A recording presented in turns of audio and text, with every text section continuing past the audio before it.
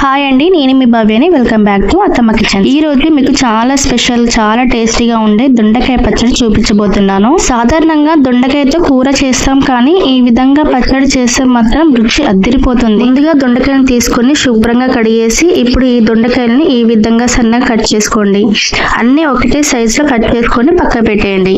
ఇప్పుడు టమాటాలను తీసుకొని టమాటాను కూడా ఈ విధంగా ముక్కలుగా కట్ చేసి పక్కన పెట్టుకోండి.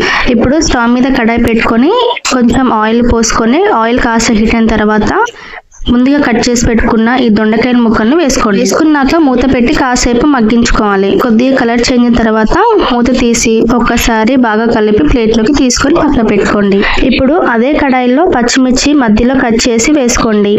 ఇలా కట్ చేయడం వలన పచ్చిమిర్చి చిల్లదు. స్పైసీగా కావాలంటే పచ్చిమిర్చి కొంచెం ఎక్కువ వేసుకోవచ్చు. మూత పెట్టి కొద్దిసేపు వేయించుకోవాలి. ఇప్పుడు మూత తీసి ముందుగా కట్ చేసి పెట్టుకున్న ఈ టమాటా ముక్కలు, కొద్దిగా కొత్తిమీర, చిటికెడు పసుపు, ఒక గడ్డ వరకు ఎల్లిపాయలు, చిటికెడు పసుపును వేసి కొద్దిగా ఒక టేబుల్ స్పూన్ సాల్ట్ని వేసుకొని బాగా కలిపి మూత పెట్టుకోవాలి.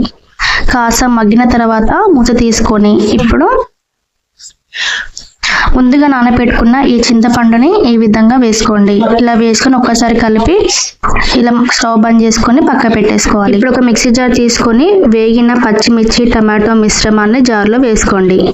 ముందే వేయించిన ఈ దొండకాయల్లో కొంచెం ముక్కలను పక్క పెట్టేసి మిగతా దొండకాయల జార్లో వేసుకోండి.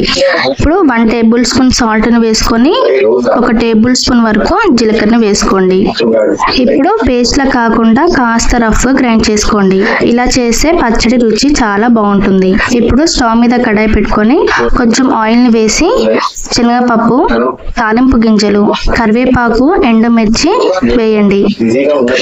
చివరిగా చిటికెడు ఇంగువ వేసి స్టవ్ ఆఫ్ చేయండి. ఇప్పుడు ఈ తాలింపులో ముందుగా గ్రైండ్ చేసిన ఈ పచ్చడిని వేసి కలపండి. లాస్ట్ గా మనం పక్కన పెట్టుకున్న ఈ దొండకాయ ముక్కలు వేసి సన్నగా తరిగిన ఉల్లిపాయలు వేసి బాగా కలపండి.